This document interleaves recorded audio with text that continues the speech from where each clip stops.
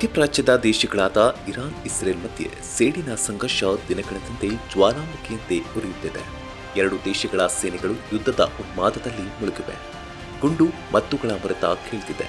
ನಿವಾಸಿಗಳು ವಿಲವಿಲ ಒದ್ದಾಡ್ತಿದ್ದಾರೆ.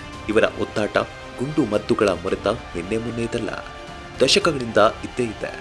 ಇನ್ನೊಂದು ಇಂಟ್ರೆಸ್ಟಿಂಗ್ ವಿಚಾರ ಅಂದ್ರೆ, ಎರಡು ದೇಶಗಳು ಗಡಿ ಹಂಚಿಕೊಂಡಿಲ್ಲ. ಇಸ್ರೇಲ್ ಹಾಗೂ ಇರಾನ್ ಮಧ್ಯೆ ಇರಾಕ್ ದೇಶವಿದೆ. ಆ ದೇಶದ ಜೊತೆಗೆ ಇಸ್ರೇಲ್ ಹಾಗೂ ಇರಾನ್ ಗಡಿ ಹಂಚಿಕೊಂಡಿವೆ. ಎರಡು ದೇಶಗಳು ಒಂದಕ್ಕೊಂದು ಸಂಬಂಧವೇ ಇಲ್ಲ. ಆದರೂ ಅದ್ಯಾಕೆ ಜಗಳ ಮಾಡ್ತಿವೆ?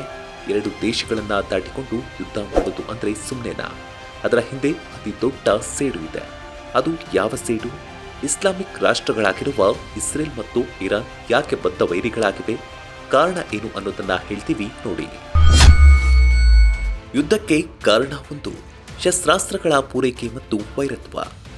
ಮೊದಲೇ ಹೇಳಿದಂಗೆ ಇಸ್ರೇಲ್ ಮತ್ತು ಇರಾನ್ ಮಧ್ಯೆ ಯಾವುದೇ ಗಡಿ ಇಲ್ಲ. ನದಿ ನೀರಿನ ಹಂಚಿಕೆಯೂ ಇಲ್ಲ. ಹೀಗಿದ್ರೂ ಈ ಎರಡು ರಾಷ್ಟ್ರಗಳು ಹಾವು ಮುಂಗುಸಿ ರೀತಿಯಲ್ಲಿ ಕಾದಾಟ ಮಾಡುತ್ತಲೇ ಇರುತ್ತವೆ. ಇದಕ್ಕೆ ಕಾರಣವೇ ಶಸ್ತ್ರಾಸ್ತ್ರಗಳ ಪೂರೈಕೆ ವಿಚಾರ. 70ರಿಂದ 80 ವರ್ಷಗಳಿಂದಲೂ ಇದೇ ಕಾರಣವೇ ಯುದ್ಧೋನ್ಮಾದವನ್ನ ಪದೇ ಪದೇ ಸೃಷ್ಟಿಸುತ್ತಿದೆ. ಯಾಕಂದ್ರೆ ಶಸ್ತ್ರಾಸ್ತ್ರಗಳ ಮಾರಾಟದ ಹಿಂದೆ ಒಂದು ಕುತಂತ್ರವೇ ಇದೆ. ಶಸ್ತ್ರಾಸ್ತ್ರಗಳ ಉತ್ಪಾದನೆ ಮತ್ತು ಪೂರೈಕೆಯಲ್ಲಿ ಇರಾನ್ ದೇಶ ಚಾಣಕ್ಷತನ ಪ್ರದರ್ಶನ. ಇಸ್ರೇಲ್ ದೇಶದ ಸುತ್ತ ಇರುವ ದೇಶಗಳ ಕೈಗೆ ಇರಾನ್ ವೆಪನ್ಸ್ ಕೊಡುತ್ತೆ. ಇಸ್ರೇಲ್ ಸುತ್ತ ಅಡಗಿರುವ ಉಗ್ರರಿಗೂ ಇರಾನ್ ಶಸ್ತ್ರಾಸ್ತ್ರಗಳನ್ನ ಪೂರೈಕೆ ಮಾಡುತ್ತೆ. ಇದು ಇಸ್ರೇಲ್ ಸುತ್ತಮುತ್ತ ಇರುವ ವೈರಿಗಳಿಗೆ ಬಲ ದೊರಕಿದಂತಾಗುತ್ತದೆ. ಇದೊಂದು ರೀತಿಯಲ್ಲಿ ಇಸ್ರೇಲ್ಗೆ ತಲೆನೋವು. ಇದೇ ಕಾರಣಕ್ಕಾಗಿ ಇಸ್ರೇಲ್ ಮತ್ತು ಇರಾನ್ ನಡುವೆ ದೊಡ್ಡ ಮಟ್ಟದ ವೈರತ್ವ ಹುಟ್ಟಿಕೊಂಡಿದೆ. ಇದೀಗ ಆ ವೈರತ್ವ ಗುಂಡು ಮದ್ದುಗಳ ಮೊರೆತಕ್ಕೆ ಸಾಕ್ಷಿಯಾಗುತ್ತಿದೆ. ಎರಡು ದೇಶಗಳ ಯುದ್ಧದಾಹಕ್ಕೆ ಇದೀಗ 244ಕ್ಕೂ ಹೆಚ್ಚು ನಾಗರಿಕರು ಬಲಿಯಾಗಿದ್ದಾರೆ ಅಂತ ಹೇಳಲಾಗ್ತಿದೆ. ಇನ್ನೂ ಹಲವರು ಗಾಯಗೊಂಡಿದ್ದು ಸಾವಿನ ಸಂಖ್ಯೆ ಹೆಚ್ಚಾಗುವ ಸಾಧ್ಯತೆ ಇದೆ.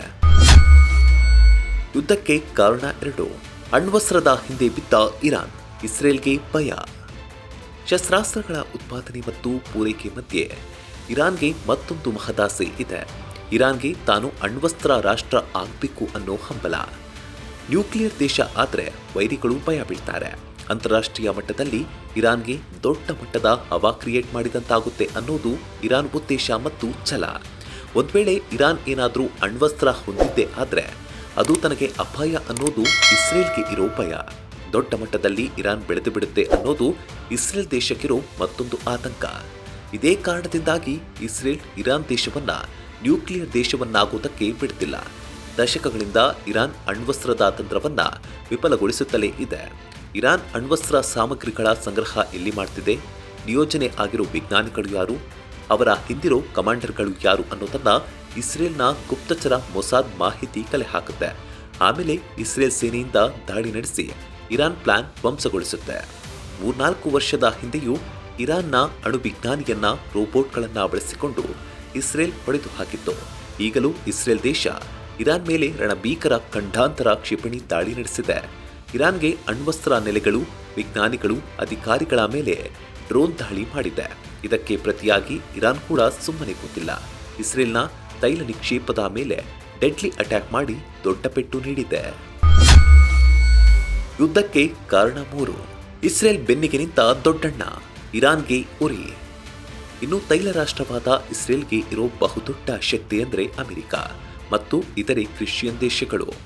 ಹೆಚ್ಚು ತೈಲ ನಿಕ್ಷೇಪ ಹೊಂದಿರೋದ್ರಿಂದ ಇಸ್ರೇಲ್ ಪ್ರಬಲ ರಾಷ್ಟ್ರಗಳಿಗೆ ತೈಲ ರಫ್ತು ಮಾಡುತ್ತದೆ. ಈ ಮೂಲಕ ದೈತ್ಯ ಶಕ್ತಿ ಹೊಂದಿದ ದೇಶಗಳ ಬೆಂಬಲವನ್ನ ಸುಲಭವಾಗಿ ಗಳಿಸಿದೆ ಇಸ್ರೇಲ್. ಹಾಗೆ ಇರಾನ್ಗೆ ಎಲ್ಲ ಮುಸ್ಲಿಂ ರಾಷ್ಟ್ರಗಳು ಸದ್ಯಕ್ಕೆ ಬೆಂಬಲವಾಗಿ ನಿಂತಿಲ್ಲ ಅನ್ನೋ ಚರ್ಚೆಗಳಿವೆ.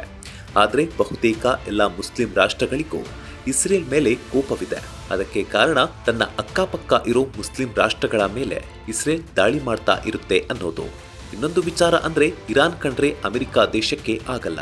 ಎರಡು ದೇಶಗಳ ಮಧ್ಯೆ ವೈರತ್ವ ಬೆಳೆದುಕೊಂಡಿದೆ. ಇದು ಸಹಜವಾಗಿಯೇ ಅಮೆರಿಕದ ಹೊಂದಾಣಿಕೆ ಇರುವ ಇಸ್ರೇಲ್ ಮೇಲೆ ಕೋಪಕ್ಕೆ ಕಾರಣವಾಗಿದೆ.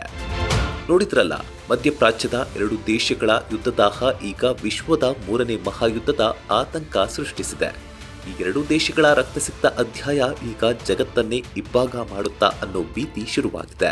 ಇಡೀ ಜಗತ್ತಿನಲ್ಲಿ ಒಂದಾಗಿರುವ ಮುಸ್ಲಿಮರು ಹಾಗೂ ಕ್ರಿಶ್ಚಿಯನ್ನರು ಎರಡು ಗುಂಪುಗಳಾಗಿ ಸಮರ ಸಾರ್ತಾರ ಅನ್ನೋ ಮುನ್ಸೂಚನೆಯು ದಟ್ಟವಾದಂತೆ ಕಾಣುತ್ತಿದೆ. ಆದರೆ ಮುಂದೇನಾಗುತ್ತೆ ಅನ್ನೋದು ಇಸ್ರೇಲ್ ಇರಾನ್ ಯುದ್ಧದ ಬೆಳವಣಿಗೆಗಳ ಮೇಲೆ ನಿಂತಿರೋದಂತೂ ಸತ್ಯ. Bureau report, boss TV Kannada. Latest ಹಾಗೂ ಇಂಟ್ರೆಸ್ಟಿಂಗ್ ಸುದ್ದಿಗಳಿಗಾಗಿ ಬಾಸ್ ಟಿವಿ ಕನ್ನಡ ಚಾನೆಲ್ನ ಸಬ್ಸ್ಕ್ರೈಬ್ ಮಾಡಿ. ಹಾಗೆಯೇ ಬೆಲ್ ಐಕಾನ್ ಪ್ರೆಸ್ ಮಾಡಿ. ಇದರ ಜೊತೆಗೆ ಫೇಸ್ಬುಕ್, ಇನ್ಸ್ಟಾಗ್ರಾಮ್, ಎಕ್ಸ್ನಲ್ಲೂ ಮಿಸ್ ಮಾಡದೆ ಫಾಲೋ ಮಾಡಿ.